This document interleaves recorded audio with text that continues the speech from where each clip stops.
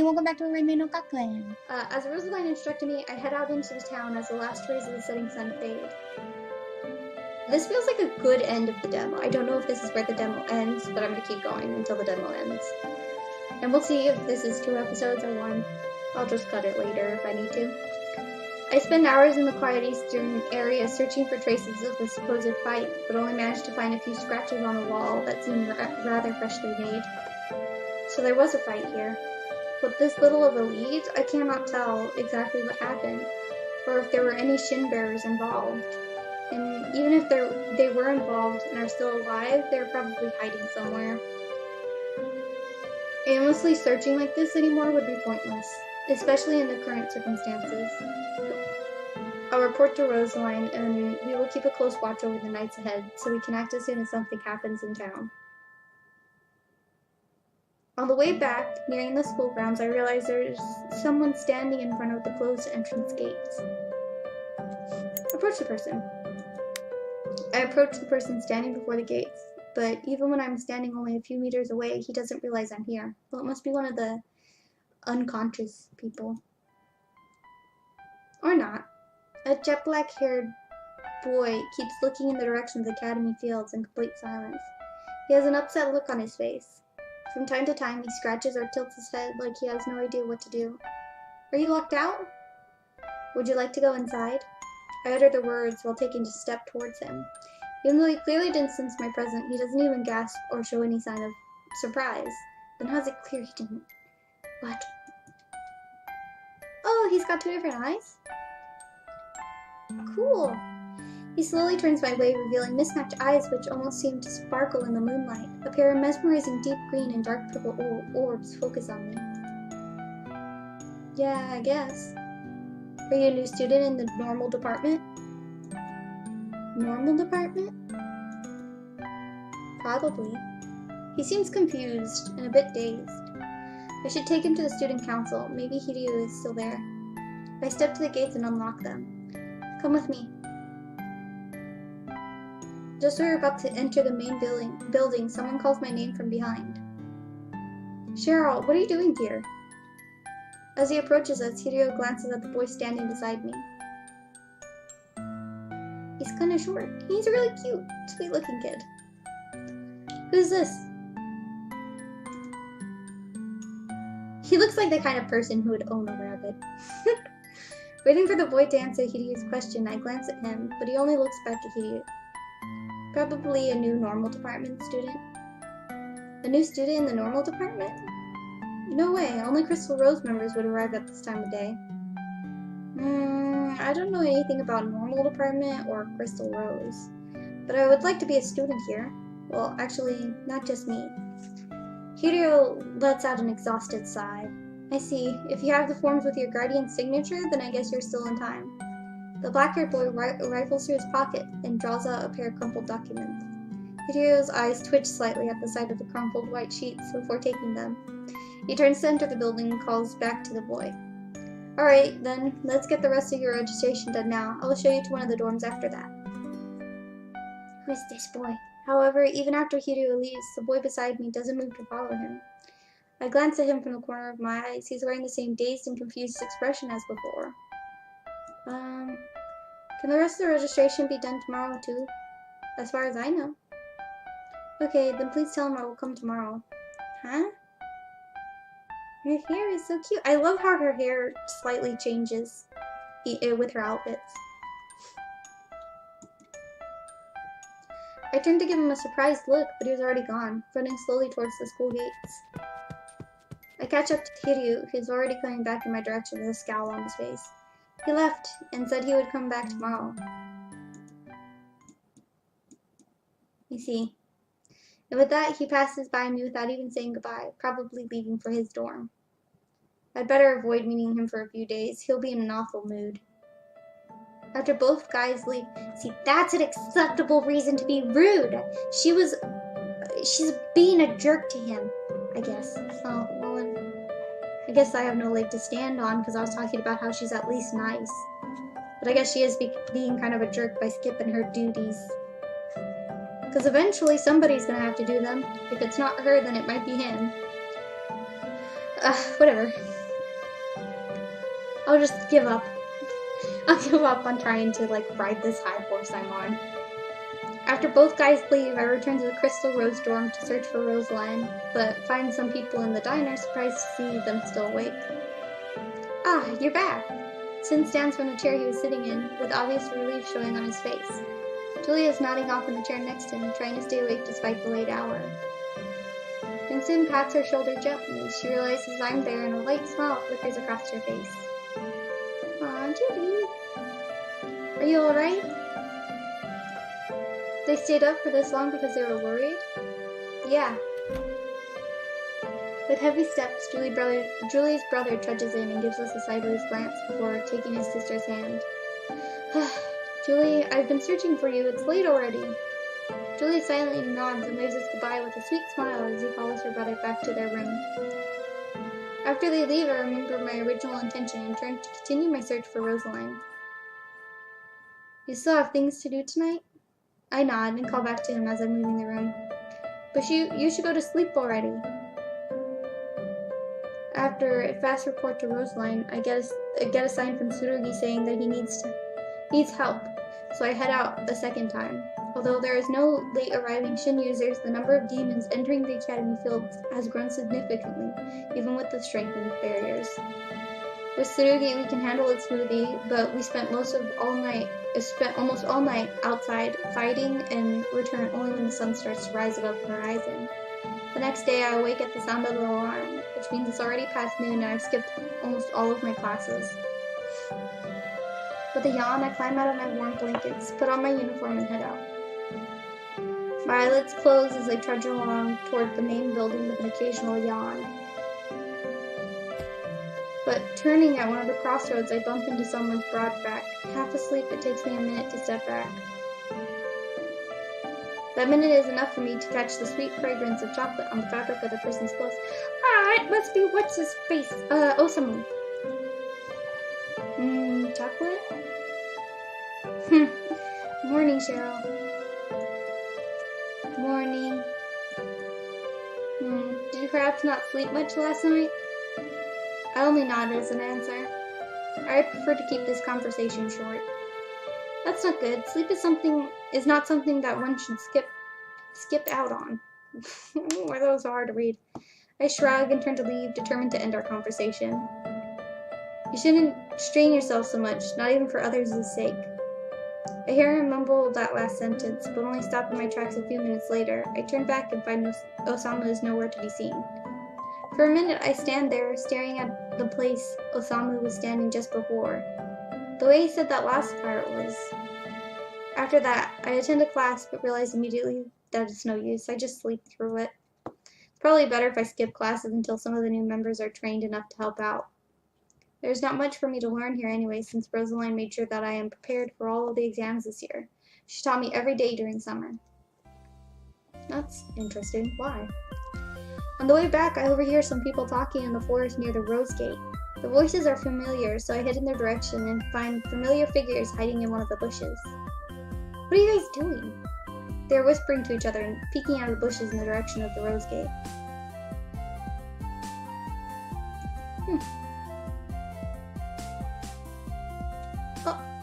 I wonder if her shirt is supposed to be a uniform shirt with the blue lines.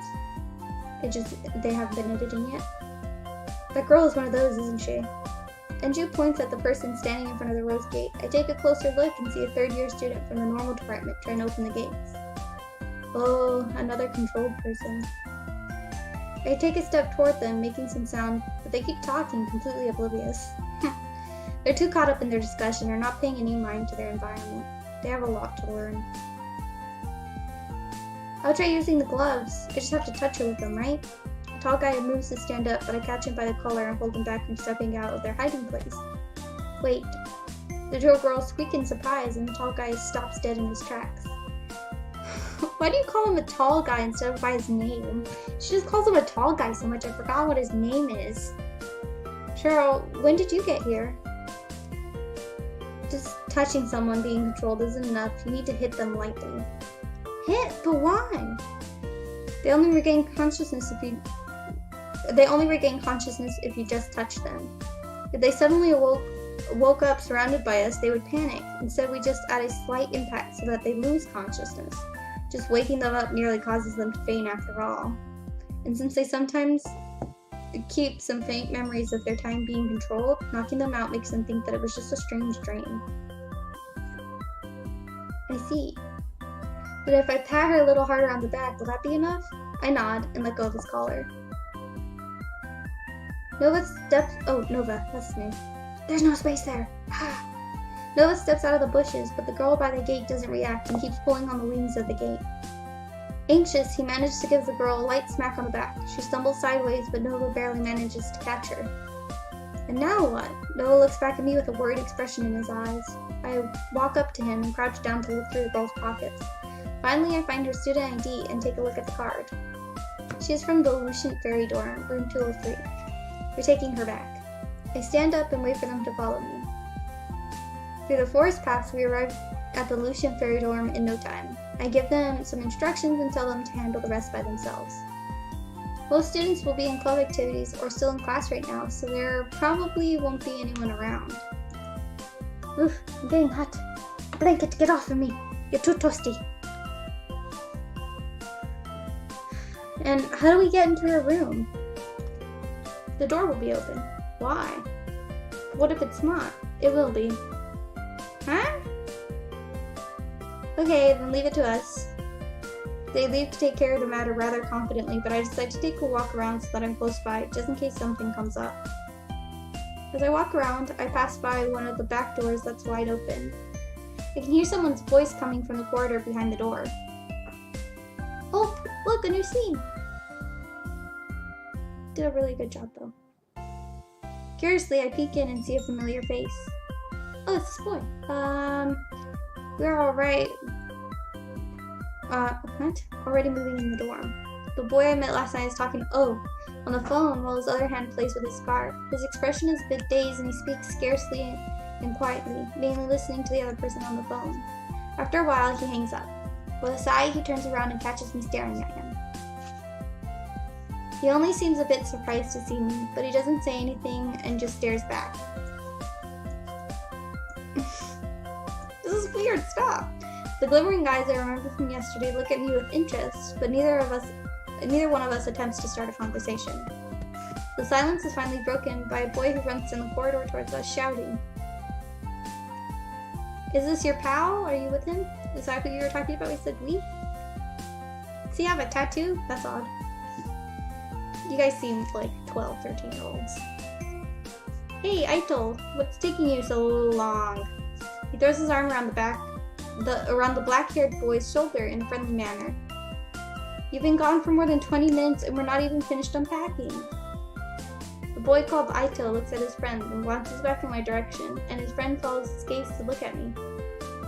Then he looks back and forth between us as we keep looking at each other, looking a bit confused before a wide grin spreads across his face.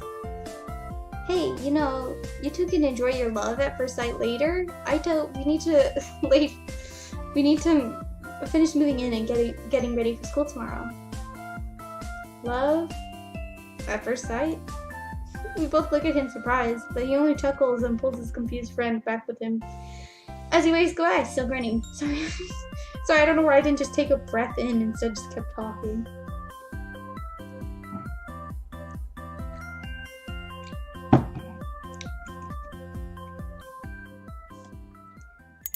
After the first tiring days of the school year pass, the rest of the week goes by relatively peacefully.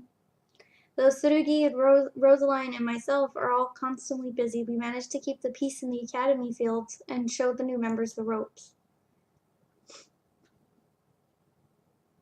Wait, I didn't notice this area wasn't colored in.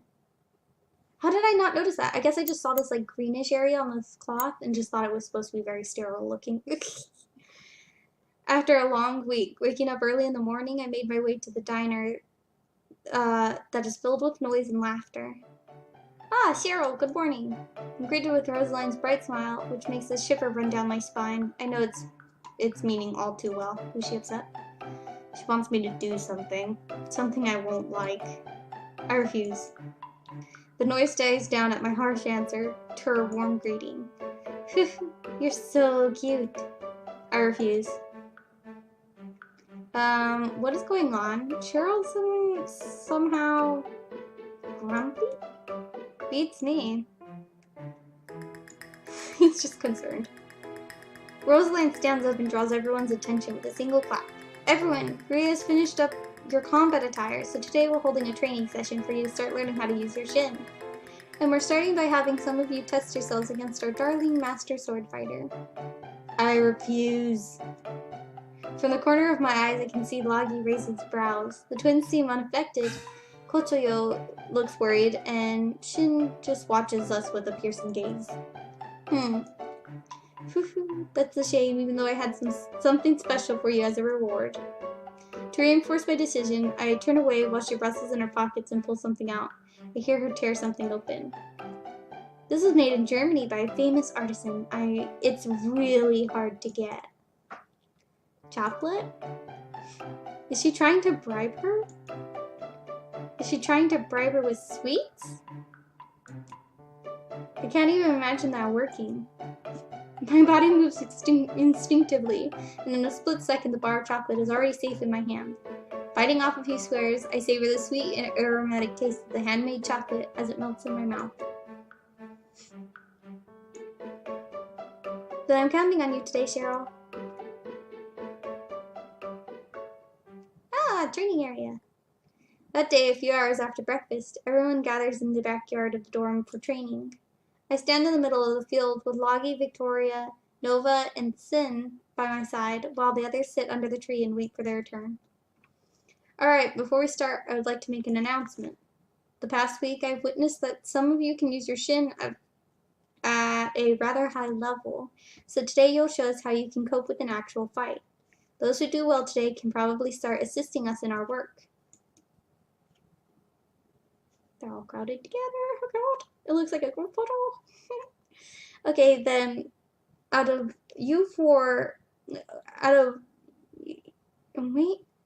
who? Sorry, I kept skipping that word and that's why I was so confused. Okay, then, I did it again. Self, please, get a handle of this. You can do it. Okay then, who out of you four dares to go first against our dear Cheryl? There aren't any rules, just fight her with all you've got.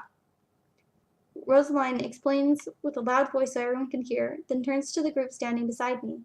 They seem a bit uncertain. No one comes forward immediately. I take a sideways glance at my potential opponents, then stride across the field, turn around, and draw my double sword. Shing! What is this? All of you are scared to fight such a small girl? Rosaline's sarcastic laughter rings through the grounds. Lagi and Nova are about to open their mouths but get cut off. Oh, Victoria! Okay, I will do it. Swords against guns. That's interesting. Oh yeah, I forgot she had guns. At Rosaline's command, the boys stand behind her. Victoria hurriedly takes her place at the other end of the field and readies herself by taking out one of her guns. Is she planning to use only one gun? I look at her straight in the eyes and realize she's a bit uncomfortable. She's not used to fighting against another person. I can see it in her eyes, the fear of hurting me. I stall, thinking whether to warn her, but come to the decision that she will better understand it by experience. In a fight, you can't hesitate.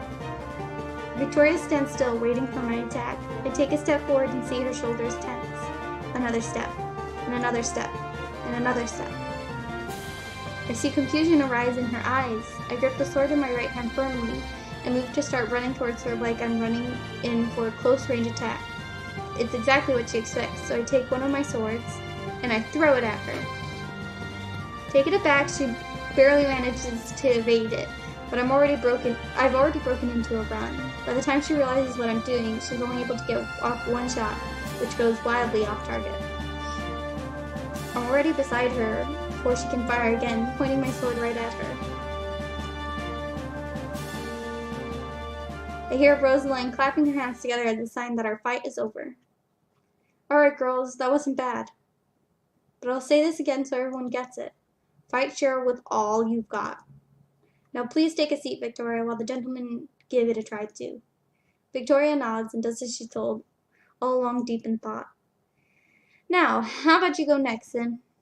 What's his deal? Rosaline turns around to face Sin with a sweet smile, but is only given a cold glare in return. No. Hmm? What, is there a problem? Sin doesn't even bother to offer an explanation, walking away and resting against a tree. The chilling glower doesn't fade from his features even for a second. But Rosaline isn't fazed by his behavior and turns to the other two remaining by her side with a smile. I steal a glance at Sin's sitting figure. Just now, he acted the same way he did back when he met Miss Tyra.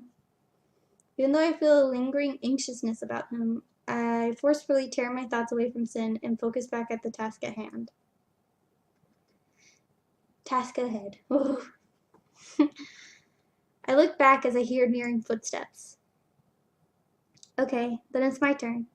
I look over the tall guy approaching me. I think he meant over at, because I don't think you could look over him. He's tall. He's wearing steel gloves and boots, and is carrying a metal weapon that is even taller than him. What is this, Final Fantasy? His attire is unusual. The heavy armor will probably slow him down.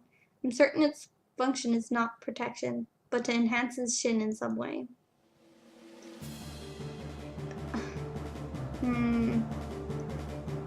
That's weird that... Maybe he's supposed to be wearing something else. Maybe this is just not the sprite for this battling. Oh, I guess they are supposed to have other outfits on right now? That makes sense. Because this glove is very obviously cloth, not metal. Sorry, just a very random nitpick. Counter to Victoria, he takes the initiative and lunges, forcing me to defend. For a while, I let him attack me and focus on defense, expecting him to use his shin, but he didn't. He is attacking me constantly, but not senselessly. He is keeping his shin hidden for now. He's an experienced fighter. To boot, he has already seen me fight, so he's trying to take advantage of that. Okay then, I will go along with it. I steady my feet and slash at him with my sword. He easily blocks with his staff, and just like that, we keep pushing against each other. Okay, it just said a weapon taller than he was. So, I'm glad to know now that it's his staff. Oh, maybe we're supposed to see it in his other sprite. Okay, I read that, I think. But Nova's physical strength is without a doubt more than mine, and while he can keep this up using only one arm, I need to use both swords. Finally, he raises his other arm and strikes on his metal weapon. What the fuck? Finally, oh, I already read that. It suddenly causes a tremendous vibration to shoot through my arms and throughout my entire body. I have to get away from him. I sidestep out of his way and use my swords to direct his vibrating weapons towards the ground. But as soon as I'm out of the way, the vibrations from earlier cause my knees to give. Okay. I just thought that there was more to that. I don't know why. Causes sorry.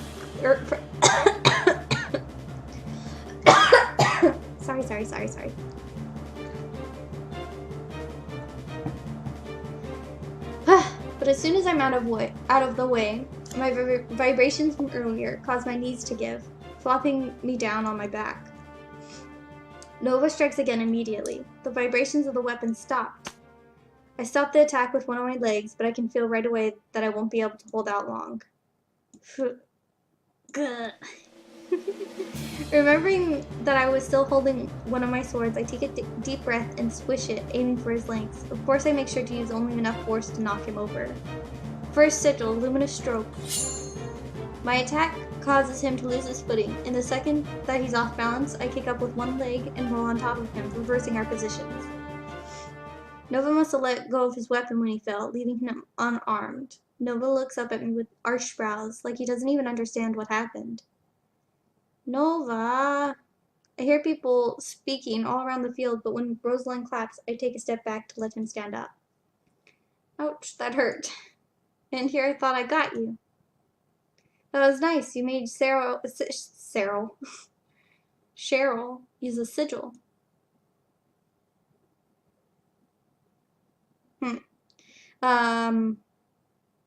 Alright, it's my turn. I look at Loki, who has already come up to take Nova's place with a wide grin on his face. I wait until Kotoyo, who has run up to Nova's side, helps him up and out of the field before I answer with a nod. I will give it my all, so get ready. He's really enthusiastic.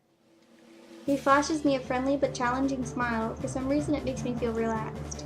He raises a fist, even though he's still several meters away from me. He's going to use his shin.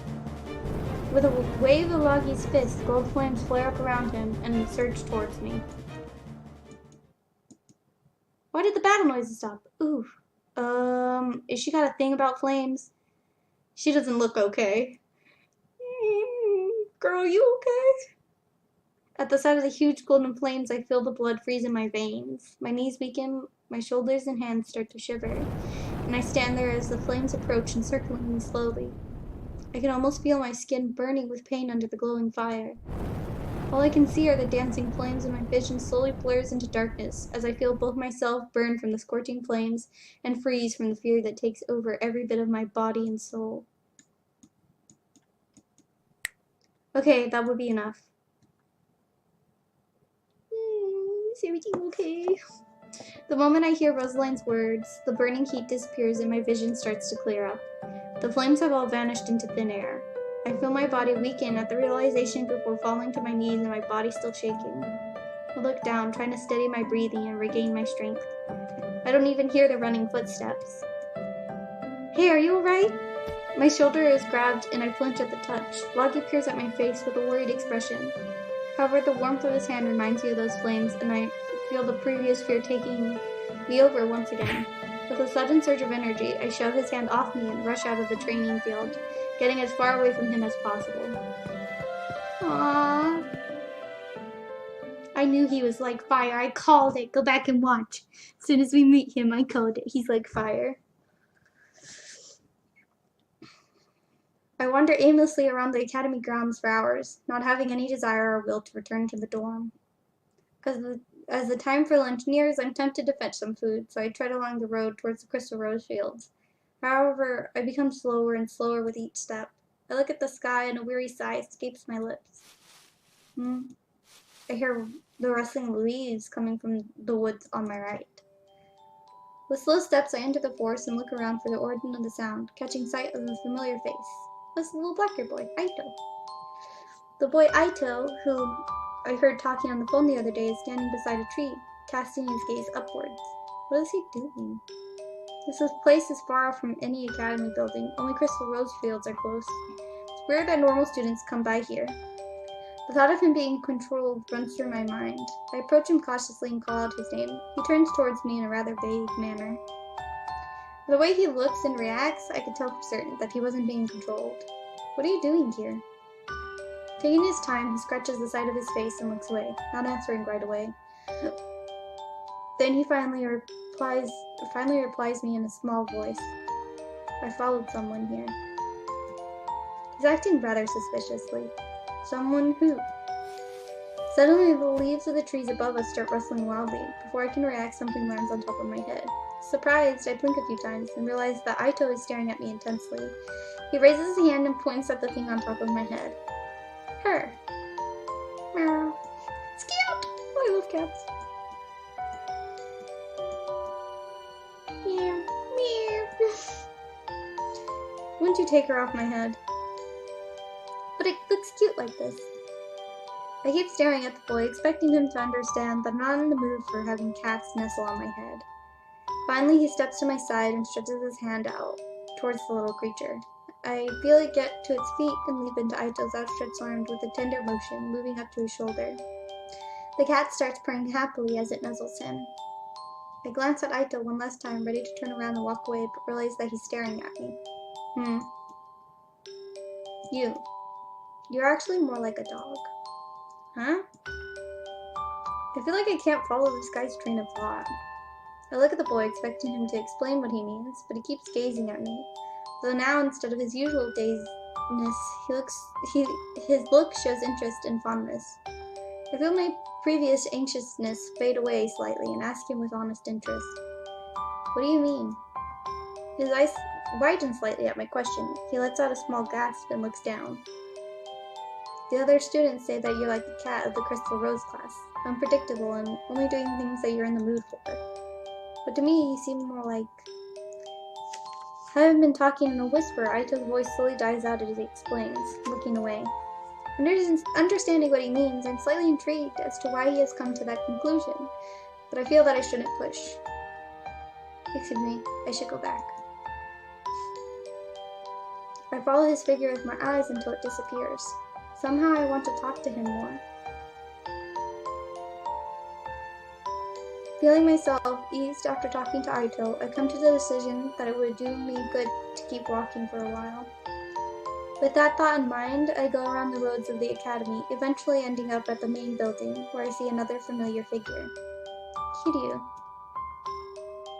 Hearing his name called, he looks up from the reference book he's reading while having lunch. He's angry. I can see one of his eyebrows twitching upon seeing me, which means he's still irritated.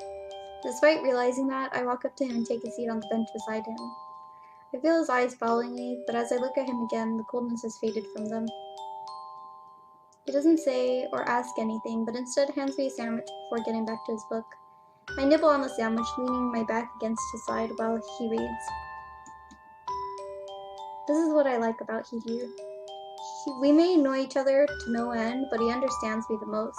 He knows how I feel even without saying any words. Aww, it's nice. After I finish eating, I silently stay by his side and slowly doze off under the warm sunlight. And that'll be a good place to end the episode. Thank you everybody for coming out and playing with me. I will see you all next time. Bye!